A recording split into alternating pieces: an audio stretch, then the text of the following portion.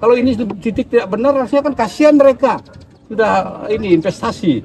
Kita tidak menolak investasi, Pak. Tapi investasi yang kita bangun itu harus sesuai regulasi dan standar regulasi yang ada, Pak. Kita tidak anti, harus tertib hukum. Kan itu, Pak, persoalan di sana. Bapak harus jelaskan dulu kepada pihak pengembang ini, jangan sampai mereka rugi, Pak. Kasihan juga kan.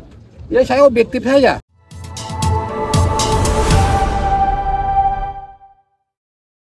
Tim Panitia Khusus Pansus DPRD Provinsi Bali telah mengambil keputusan tegas menghentikan sementara dan menyegel proyek lift kaca senilai 200 miliar rupiah di tebing pantai Kelingking, Nusa Penida.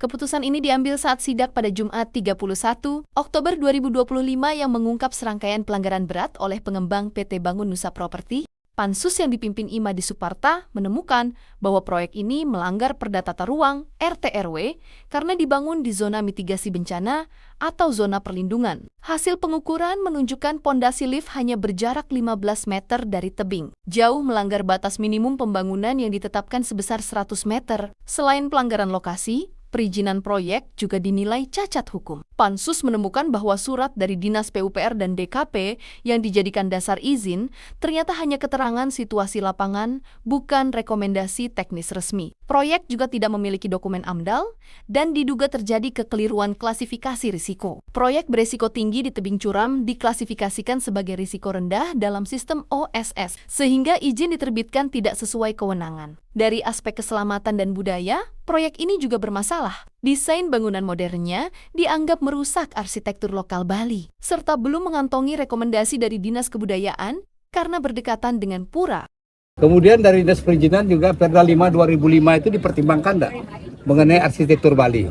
Ini kan mencerminkan perbedaan, Pak, drastis antara kondisi budaya, ya adat istiadat alam, ya dengan modern. Ini kan tipe klasifikasi modern, Pak, ya. Sementara alam kita ini klasifikasi klasik yang diatur dalam Perda 5 2005. Itu sudah dipakai pertimbangan, Pak. Berapa persentase daripada ini, Pak? Apa namanya arsitektur lokal yang dipenuhi? Ada apa tidak? Sementara itu, skema bagi hasil 250 juta rupiah per bulan untuk desa adat Bunga Mekar dinilai tidak proporsional dibandingkan estimasi pendapatan usaha yang kurang lebih mencapai 9 miliar rupiah per bulan dan perlu ditinjau ulang. Kalau bisa, Pak, nanti kerjasamanya itu kan itu pendapatan per bulannya kurang lebih berapa miliar tadi? Per bulan 250. Enggak, pendapatan Bapak itu 9. Dia pendapatannya kurang lebih 9 miliar, Pak, ya. Ya, Pak. Ya, makanya tadi saya tanya apakah pola nilai itu yang dipakai atau persentase. Saya maksudnya juga memberikan ruang kepada Pak Jar supaya vaksin gede man gitu. Asarnya ya, nanti kita evaluasi kan ya.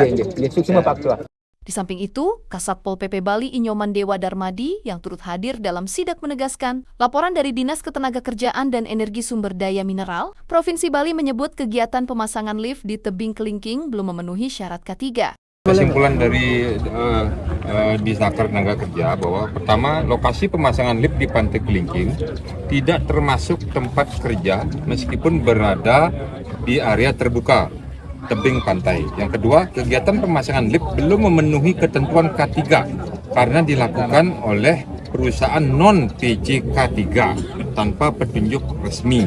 Yang ketiga, kegiatan ini berpotensi menimbulkan bahaya besar bagi pekerja pemasangan dan pengunjung area wisata.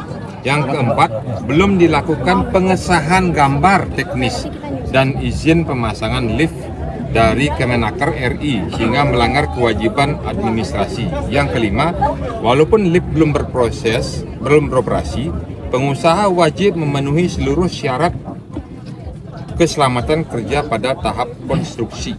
Sanksinya ya penghentian, sanksi administrasi. Seperti ini. Wakil Ketua Pansus Agung Bagus Tri Chandra Arka alias Gungcok mengingatkan pentingnya pengawasan terpadu agar penegakan aturan berjalan berimbang dengan kepentingan ekonomi daerah. Pihaknya juga meminta masyarakat dan media ikut berperan aktif dalam pengawasan. Ya, sama-sama lah. Kita dari wartawan juga, mohon izin juga mengawasi juga ikut ya. Yang mana mungkin ada hal-hal yang ada pelanggaran ya, sampaikan ke kami di Dewan sehingga sebelum mereka bergerak dari nol kita sudah menghentikan. Ini kan kasihan juga, pengusaha juga kasihan kan, sudah memulai niat baik untuk menjadi kebaikan kan gitu. Yang kedua, bagi masyarakat di sini juga kami mohon juga kalau ada temuan-temuan, ada hal yang melanggar, mari kita arahkan. Kita juga sangat ingin Nusa Penida ini maju dengan datangnya investor. Saya sangat setuju PAD Kelungkung tinggi naik, itu akan mempengaruhi kesejahteraan masyarakat. Mungkin itu saya sampaikan, tidak hanya terfokus pada kami aja di pemerintahan, bukan Kasopol PP aja, tapi mari semua program pemerintah kalau itu akan berjalan sukses tidak akan terlepas dari peran serta masyarakat. Itu kata kuncinya. Ya, mari sama-sama wartawan juga masyarakat kan.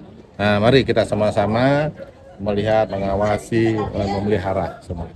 Pansus menegaskan proyek harus stop total dan penyegelan baru akan dicabut jika seluruh dokumen perizinan dan aspek teknis telah sah dan sesuai hukum. Ketua Pansus Imade Suparta menegaskan tidak menolak investasi, namun investasi harus taat regulasi, menjamin keselamatan, dan menjaga kelestarian alam Bali.